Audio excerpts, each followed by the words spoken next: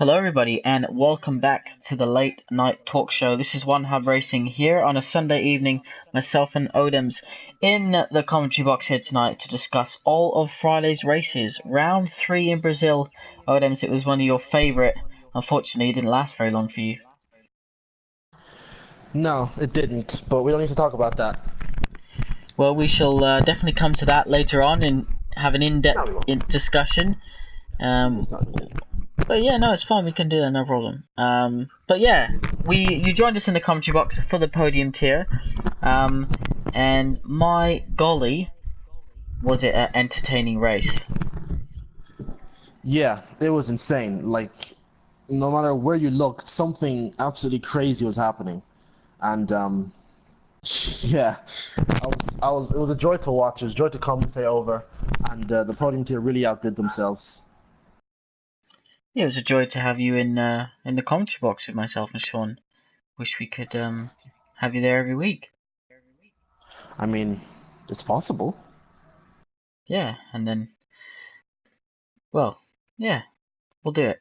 Yeah, Yeah, as let's long make as it Sean's happen. not there. Yeah, Let's make it happen. yeah, it's fine. All right. Anyway, in other news, how's your love life? No, all right, so let's get to obviously round 3. Mandatory 2 stops, as you know, for season 13. One Hub Racing, 4 tiers, 6:30, 7:30, 8:30, 9:30. Start with the podium tier as always. Odems, as we mentioned, an absolute thrilling race. We were kind of hanging over from last week. Was Josh going to be kind of dominating like he did in USA? Or were things going to be a bit closer? Like, was it track specific or weather specific? Because obviously the first 2 races in the podium tier have been full wet both times. So we were treated to a spectacular qualifying where under a quarter of a tenth separated the front row of the grid. Yeah, we were. I believe Josh was on his. I think he set that lap on his second set of tires. So we were again thinking that, oh, he's probably very quick.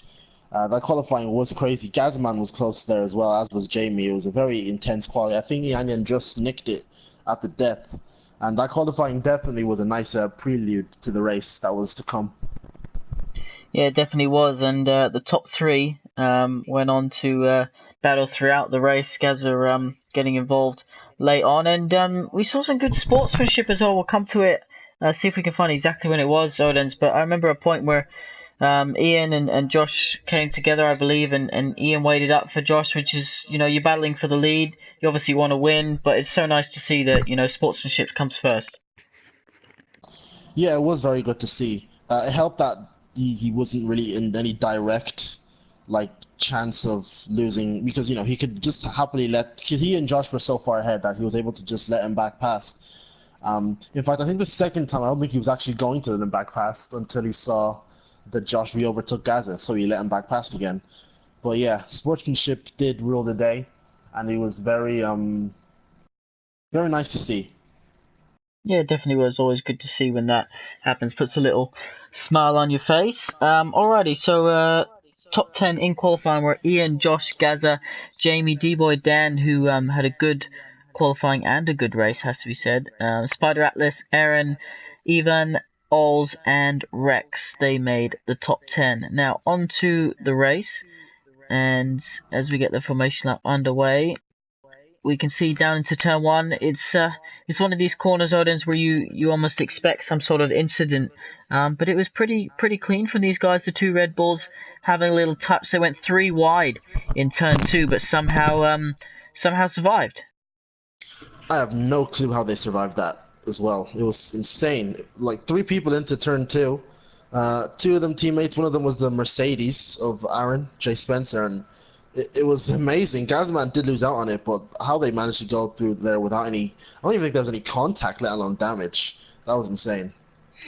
And then it kind of developed into a race on their own at the front. Ian and Josh I think perhaps Adams they were more respectful and more lenient and fair with their driving in a sense that they knew even if the car passed, they're so evenly matched that they're just going to have another chance to get back past on the next straight. Yeah, for sure. Bahrain is a track that does promote. It's possible to pull away, but it's also possible to stay in someone's DRS and keep the battle going. We saw with Julian and Blizzard, and we saw it in the Pinnacle Tier as well with a three-way battle. Just all around, the action was amazing, and yeah, we saw Ianyan and Josh. It wasn't even just them, was it? It was just throughout the field. You could see like a sort of battles between everyone. There was Ianyan versus Josh, Gazman versus D-Boy Dan, Aaron J. Spencer versus Jamie, Alls versus Breaking. It was just throughout the whole race, just battles, and yeah, it was very good to watch. Yeah, obviously Josh picking up that time penalty, the only driver inside the top 10 to get a 3-second time penalty, which actually cost him second position in the end. Ian went on to take the win ahead of Gaza, who at one point we thought was going to win the race. He was kind of on the last few laps sitting in third, just waiting for the two in front to come together. But eventually had to just cross the line in third, but promoted up to second. D-Boy Dan, his best ever result. And when you look at it, he's under 6 seconds off the lead, Odems. He's going to take enormous amount of confidence from that result. Yeah, especially since he was actually on the slower strategy, wasn't he? Because he went onto the mediums. Yeah. He told us after the race that it was by accident as well. So who knows where he could have been if he had fit the appropriate tire. But yeah, he had a very good race. I think this is mentioned obviously during the race, but he came to me. He asked me for a setup. I gave him some setup help, and I was lambasted in the podium tier commentary. People were saying that D-Boy Dan's obviously going to crash now, but there you go, his best result of the season. And I don't really have a point here. Just wanted to mention that really. Thank you for mentioning that. Moving swiftly Welcome. on, Colin did the opposite strategy. Started 13th, and he went soft supers, didn't he? He managed to come home in fifth position. And I remember at one point we were actually wondering whether he could actually kind of get onto that podium. But a really good race from him from 13th on the grid. Very good. Went under the radar as well. Just had a poor quality, but he definitely showed what he could do in the race. He made that first stint. That first stint was really good by him because he was leading, wasn't he? Fairly quickly after everyone pit, and he was far away from anyone else on a similar strategy. So, yeah, good job from Colin. Let's talk about this incident with Jamie and Aaron. They were coming to cross the line in 6th and 7th place. Just finding on the stream, 1 minute. They're coming to the last corner here. Aaron leads. Jamie's trying to go down the inside. 1 hour, 9 minutes, and 50 seconds. They make slight contact, and then we switch over to on board with Jamie. Aaron, who do you put that to blame? I don't know. I think it could be another one of those issues with desync. Look at it now to refresh my memory. But it was a weird bit of contact. Obviously, we saw Jamie and Aaron J. Spence. They weren't actually that near each other, like 2 laps from the end. All of a sudden, they were. I think that was just a case of desync, really. It was, that's not what's supposed to happen when someone comes into contact with the front wing and the rear of the car. Not even the rear tires, the rear of the car. That's not the contact that you'd expect to happen. So I do think it was decent. Wouldn't really put anyone up to a fault of it, but I did. LK even must have been counting his lucky stars. All of a sudden, 2 positions handed to him. Yeah, and I think although I do agree, that's not what's meant to happen in a Formula One car, but drivers obviously they need to be aware of that on this game. It's nothing new. The game's been out since August last year, and it's been happening all the way through. So I know Jono in the stewards last season, got to a point where he said to drivers, look, you can't keep saying it's desync. You need to be doing more to prevent it. I.e., if you get that close to another car, you need to be backing out or doing something different. But I guess it's one of those things. Neither driver wanted it to happen. Jamie apologized. Yeah, we'll see what comes of it. But disappointing for Aaron because he was leading the championship and ended up crossing the line in ninth. Can I just say, when that moment happened, there was 116 comments. Then about like 30 seconds afterwards, there's like 130 almost. Yeah, It was pretty crazy, scene. especially because it was already a race going down in history, before that happened. Then to get that last bit of action on the last lap was great.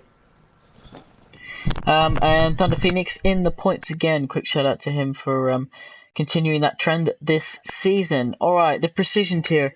My God, I watched this race again, and I was just so jealous that this week I couldn't complain with what was a fantastic podium tier race. But just every lap, someone is overtaking someone, all different parts of the circuit. In this precision tier, and Kieran and Luke are very lucky that they get to commentate it, but at the same time, they must finish it and just be exhausted.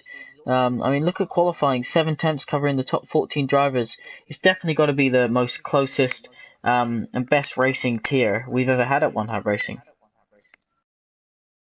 I agree. I think maybe not close in terms of the front. I do think Wesley's quicker than most of the other drivers there, but those second, third, fourth, fifth, they are just not by any stretch of the imagination, guaranteed by the start of the race, and you're always left guessing in that tier.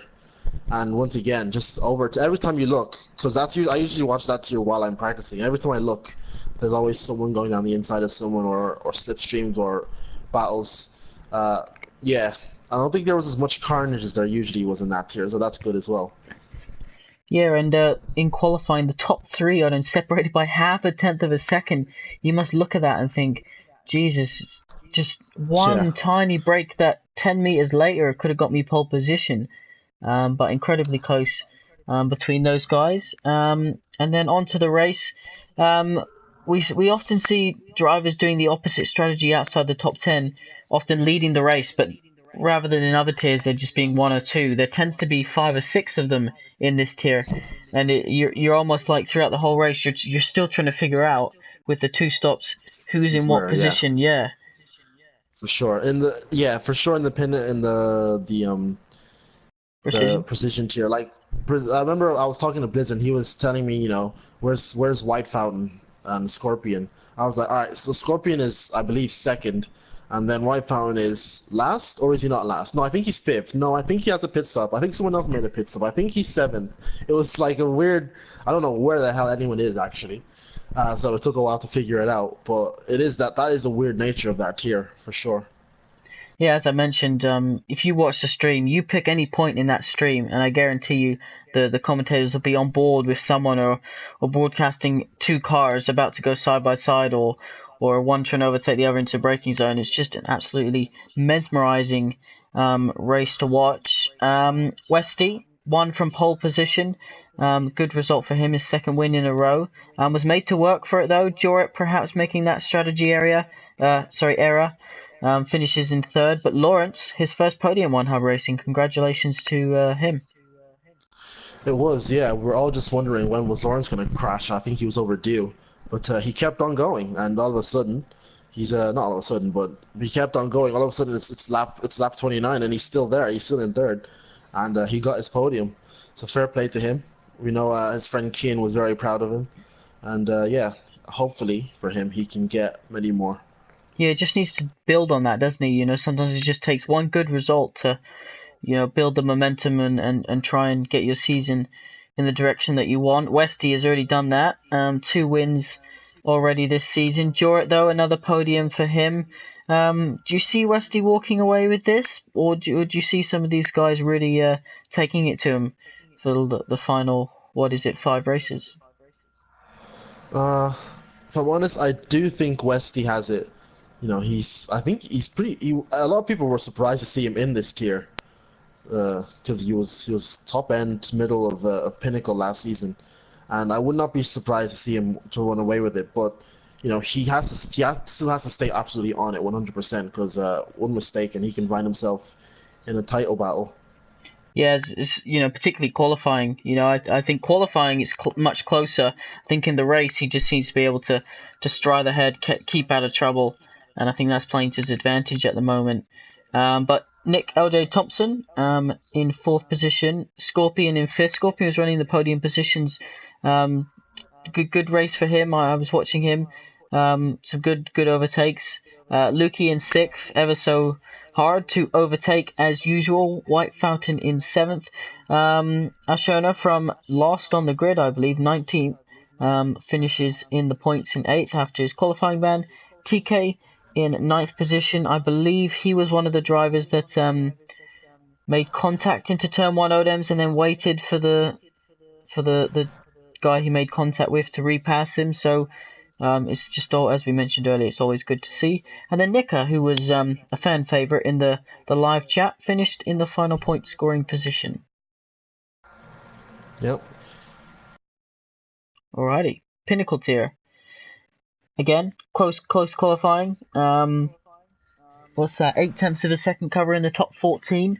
Again, Very close. Pole position under a 10th. It's so good to see every single tier so far, Odins, that pole position is under a 10th of a second between the top 2. Except Prestige. Yeah, it we'll wasn't come to under that. A 10th. It wasn't even close to under a 10th, was it? Lawmans, pole position, Raikkonen 2nd, Danestar in 3rd, Malloy in 4th, Scott Fielder, championship leader in 5th, Dark Bolt in 6th, Glock in 7th, Mally in 8th, Spaghetti Chips in 9th, and Bromadino in 10th position. Alrighty. I just want to say that this race definitely sparked. I wasn't interested before, but I'm definitely very interested in the Pinnacle Tier now, because the Dark Bolt, Raikkonen, and Malloy and Danestar all seem very evenly paced. Then you add people like Scopefielder to the mix. I think that's going to be a very highly contested tier. Probably the closest. Yeah, definitely. I think it'll be. Everyone's kind of tripping up over themselves in one race or another at the moment. Scott Fielder obviously having 2 good results. I think he finished 5th in this one. We'll double check it in a minute. But I think if you can finish in the top 5 every race in this, Odems, you'd have to say you'll be up there come round 8 fighting for this championship. Yeah, for sure, because you just need to minimize mistakes. Obviously, Raikkonen has won this race, but I don't think he finished in the last 2, so he still has a bit of catching up to do. And yeah, consistency is definitely the key around that tier. Into turn 1, Danestar makes a bold move down the inside. Got it stopped in time, and then Lawmans from pole position gets on the curb on the power too early and just goes straight into the barrier. What happened there? You know all about those curbs on the first couple of corners. Yeah, I don't know. I think maybe he was a bit put off by Dane, and he just sort of misjudged his throttle input. But this is the sort of crash that if I were I wouldn't live that down for a while. So I do hope Lawrence has managed to get over it, because it isn't a nice one to just crash on the opening lap, especially when it's just down to you and not really anything else. You just crash on your own. Yeah, especially when you start in pole position as well. There's no better place to get the race underway. So Danestar led on, and then it was kind of Danestar, Raikkonen, Darkbolt, Malloy all kind of battled for the lead, the podium positions all the way through the race. There were a couple incidents. I don't know if you've had a chance to see the Raikkonen Dane Malloy one. What did you make of it? I do think Dane was far too optimistic trying that move, and I do think it was his fault. And I feel bad for Malloy because he was just caught up in it. Yeah, definitely. Another week of Dane just ending Malloy's race, obviously indirectly this time, but Malloy is really due a good result. I feel he had really good pace here on the Thursday practice as well, didn't he? Yeah, he did, and he had good pace in the race. Had a possible ability of winning. And it was a 4-way fight, wasn't it? So, yeah, I do feel for him. I think he and I are definitely in the same boat, as in we're just in Red Bull getting carried. There's nothing wrong with that. The two Saubers, do you think in any way, shape, or form they kind of aided each other to get that 1-2? I think, if there's 3 cars battling and 2 of them are teammates, it's very rare that it's not a 1-2 for the teammates, because there's just a lot more ways they can approach it. And obviously that has helped them. Darkball, I believe, had a penalty which helped Raikkonen. He was happy to just sit behind him at one point and just fight off the other 3 behind, and which is what he did. And Danestar did obviously have that spin, which, as I said, I don't think was Raikkonen's fault. I do think it was Dane's. But yeah, they did help each other, and those two do have a good working relationship. So Sauber are at the bottom of the constructor championship, but all of a sudden they're the first team with a 1-2, which is pretty crazy when you think about it. Yeah, that'll move them up. I find when I'm doing the constructors standings really interesting to see that there were a few teams that had scored points in every tier in every race, and there's still a few teams that have. And yeah, it's just been really interesting to see how they're moving up and down. One week they can have a really good week, and then the next week the same cars could have a good week in the same tier, but if the rest of the tiers don't, Yeah. and it's really interesting, the joint constructors championship across 4 tiers. But Glock finished on the podium, his first podium in One Hub Racing. Good result for him. Yeah, he definitely capitalized on other people sort of blowing up, and he managed to just sneak in and get that podium. So fair play to him for sure. Malloy came home with that damaged wing in fourth. Scott Fielder didn't really have the pace here in Bahrain as he did in the last couple of rounds, but nevertheless, as you mentioned, top 5. Obviously, these results are pending any steward's investigation. We know there's a few to be looked at. So obviously that could change the result. But nevertheless, Spaghetti Chips in 6th position, Nick in 7th, Mally coming home in 8th, James Slater in 9th, and then myself rounding out the top 2. I so nearly just retired. You know that after I got wing damage on the first lap, second corner, and it was just the slightest of contact, and it's even more frustrating when you just feel that little tap and you look and you think, oh Jesus. But nevertheless, battled on to the prestige tier, and Odem's low turnout, bit annoyed. We've got a few drivers to message about why they didn't attend. Yeah. We've also got some controversy to discuss. Make But sure I'm not the one messaging the people who didn't notify, because I cannot deny that my account will still be there after the affair. well, not to worry. I will be onto it. Which is strange. The first 2 races have been absolutely fine for attendance in this tier. But let's talk about Blizzard. Absolutely blitzed the field in both qualifying and the race. Yeah, I mean, that qualifying still just, it creeps me out, you know? Like, you don't set a 25-3 and be like that far off the lead. That just doesn't happen usually. Like, I'm in second, but nowhere near pole. It was just an insane lap. I saw that lap when I was going through the final corner. My first thought was just piss off. What is that lap?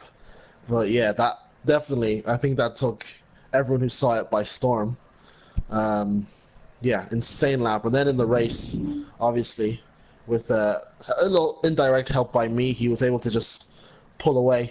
And he won by what, 15 plus seconds in the end? It was domination completely. Yeah, he must have been having a bit of a Sunday drive when you were in Yeah. the party with him. But nevertheless, you can't take away anything from his performance other than just mesmerizing from Blizzard. Yeah, it was insane for sure, and I think that really solidifies him as the man to beat, if we didn't know that already. Yeah, definitely be interesting to see. Like you said last week, he was able to, even when he did get caught up in trouble, he was able to come home with 4th position, and those are the results that really win you the championships. Yeah, for sure.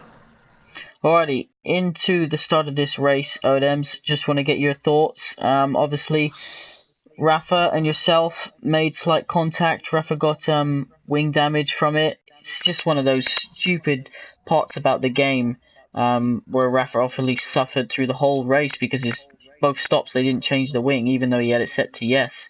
And it's one of those contacts where it just shouldn't affect the car that much because that's not what happens in real F1. Yeah, I did feel really bad because I wouldn't say I misjudged it, but my car definitely, I was a bit scared locking up, and my car definitely was not going as slow as it should have been. I didn't think I was going to give him wing damage, And yeah, that did ruin his race, which was very unfortunate. But as we know, I got my my instant karma. Yeah, and just Oden's just watched it now, both going into the wall. Nothing, either of you could have done. It was just one of those things, do you think? Yeah, I did try to let Rafa through, which is ended up being my downfall, which is also very annoying. But I do think the Poe maybe could have made the move a bit cleaner. But it's just when you see it, his car, especially on my view, his car just turns to the right completely out of nowhere because of desync and sends his boat into the wall. And yeah, I was looking forward to that one, but a shame. I think it's one of those things again that, as I said, John had mentioned with the stewards last season that, we're all aware of this issue. So just give each other that little bit of extra room. There's 29 laps around Bahrain, and even if you had got back through on the inside of 9 and 10, I'm sure you both would have, continued to battle all the way through the race. But I mean, Blizzard had a 1.5 second lead by that point, so you almost kind of knew that he was going to be sailing off into the distance. But the battle for the podium kept us entertained. Definitely Rafa struggling with that wing damage. Obviously, it was the mechanics didn't change it both times. Josh took advantage, finished in second place. Jay in third, and then Rafa in fourth position. So VSR 1-2 Odems. Yeah, bittersweet. Obviously, then we had the incident with TDG Jack being disqualified as things came to light. Louis been drafted back in. He's been given another chance. Odems in the Has he? league. Yes, he has. Yes, he's joined the chat. He's in there now. Not that anyone said welcome because it's the Prestige Tier chat and no one does. True. But True. obviously, he's been successful at one hub. Hasn't always been able to keep his cool when results don't go his way. Do you think we can see a more matured Louis for the final 5 races of season 13? I hope so. I do think he's lost a lot of his powers compared to last season. Well, last game rather. So hopefully a more matured, definitely not as quick, but hopefully a more matured um, Lewis for round 4, I think it is, and hopefully he stays this time. That would be nice. Yes, he's under strict agreement that he can't just walk away when things don't go his way. So best of luck to him. This is Wayne, obviously finished in 5th position. So good points for Renault there. They got a podium in the Precision Tier as well with Lawrence. Jesse making his debut back in the Prestige Tier. Good qualifying result. 4th position. Finished in 7th. Ollie in 8th. And then we had the 4 other cars retire from the race. Leon and Ollie, though, were having a good battle, I believe, at some point. Yeah, I think so. I obviously don't want to look at anything to do with the Prestige Tier stream, otherwise I'll just break down. But I did hear that they were having a nice battle, which is good to see. There we go. Well, Odems, China next week. Looking forward to it. One of the longest straights on the calendar. I expect lots of entertainment, possible weather as well. We can sometimes get in Shanghai. So, what's your advice for everyone heading into round 4?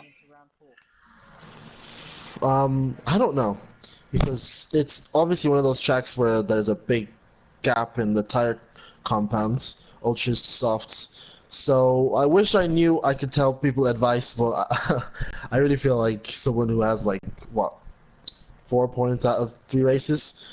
I think I'm the one who needs advice. Summarizes your one hub career, really, doesn't it? Having the pace but never achieving what you should be achieving. But That seems fine.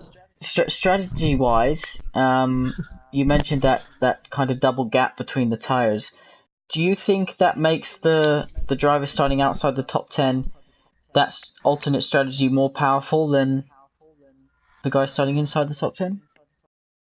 I really don't know, because it might be one of those issues where the ultras are just so bad that you shouldn't touch them at all. Or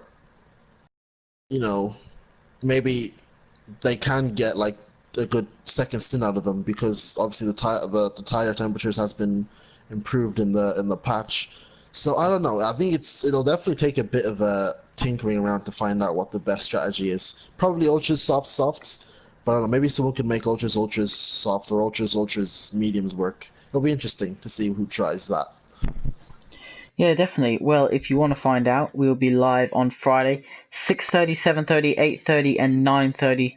Those are our 4 tiers. That's the Podium Tier, Precision Tier, Pinnacle Tier, and Prestige Tier. So looking forward to another race on Friday. Odens will be at halfway as well, won't we? Which is pretty crazy. Yeah, it is. It's only been. It only feels like a few weeks, but it's been 4, and we're already halfway through. It still has that sort of early season feel to it. It People definitely are only does. just getting. Yeah, people are only just getting started, but we're already halfway, so you better get those points on the board.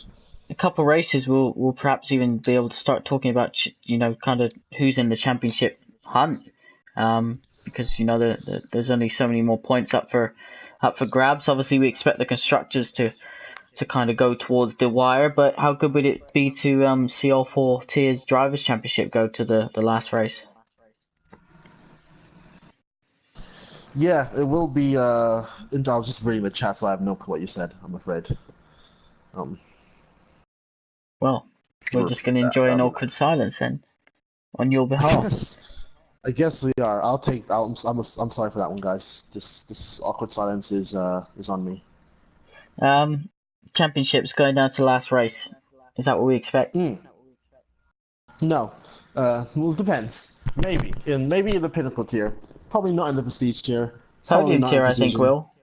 Podium tier could. Yeah, it could. Depends on if Yanyan can try and Uses hers. stop. Yeah, don't remind me of his Urs. My goodness. I was gonna say if he could try and stop having this weird 50% success rate of win, crash out, win. But yeah, if he can keep it consistent and also use his Urs, I think that'll definitely. He has to have been on auto Urs. They must have been auto Urs. No, no auto's not allowed in the settings, so Oh, it isn't, is it? Then what? Oh, okay, it's fine. I'll deal with that internally myself. um just to mention we didn't actually realize last week we found out in USA the reason he finished 10th was he was in the pits for 30 or 40 seconds. He got the pit glitch. Um Oh, but no, yeah, I feel that's bad now. yeah. So I thought I'd just mention that in case he watches this back and yeah, he thinks you're just picking on him. But yeah, that's so he would have been on for a podium in USA for sure. So it would have been a Hmm. lot more of a kind of a different championship had that happened. But hey, that's racing, and that's the only driver who's actually been stuck in the pits this season compared to when you think in a sense we've made double the pit stops that we normally would. Yeah, that's true actually.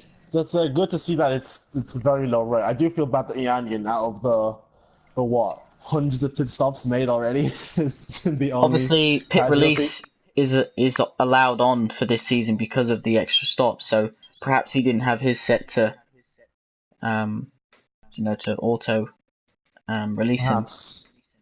which obviously is advised with the pit stop glitch. But anyway, we won't go into that. I think we shall leave it there. Obviously, we are sponsored by Next Level Racing, so make sure you check out them for all your racing sim equipment needs. And yeah, China round 4 on Friday. We've already mentioned the times. Make sure you hit that subscribe button. Really close to 300 subscribers. Really close to 500 followers on Twitter. So we're definitely getting there. And yeah, looking forward to another week of action.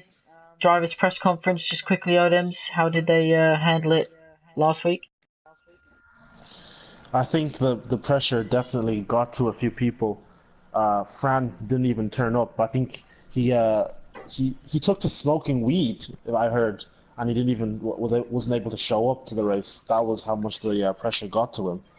And Darkbolt, he handled it well, but we do know that he was due a good result in that tier for sure. He already had a good result, but a win taken away from him by a penalty, which actually happened again in the second race. Um, who else was in there? I don't remember. Chris. Chris didn't handle it well at all, did he? He had a catastrophic outing.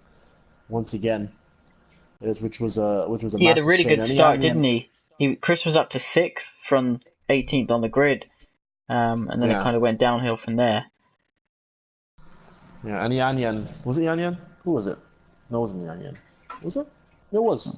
He did well. He won, didn't he? So I think he responded well. Good stuff. All right, well, you can catch the full race week starting tomorrow. Obviously, lots to get involved in off the track as well as on the track. And of course, this has been season 13. This has been the Late Night Talk Show with myself and Odems. Thank you for joining me, and we look forward to being back. Actually, no, I won't be here for the talk show next week because I'm on holiday. Yes, that's right. I'm allowed a Yeah, so holiday. unfortunately, the talk show will be getting cancelled. I'm afraid. So Absolutely not. We'll see. We'll see you guys was I'm it trying to Germany? convince After someone. China? To spend 30 minutes talking to you, which is I'm proving afraid extremely that's gonna difficult. take a monetary agreement, if anything, to convince someone to do that. I wouldn't do that. Big thanks to Raikkonen and Archie from the Pinnacle Tier for going premium this week as well. So thank you very much for their donations. And yeah, we will leave it there. Make sure you follow us, subscribe to us, Twitter, Instagram, Facebook. We'll be back live next Friday. So best of luck to all the drivers taking part. And thank you everyone for watching, and have a good night.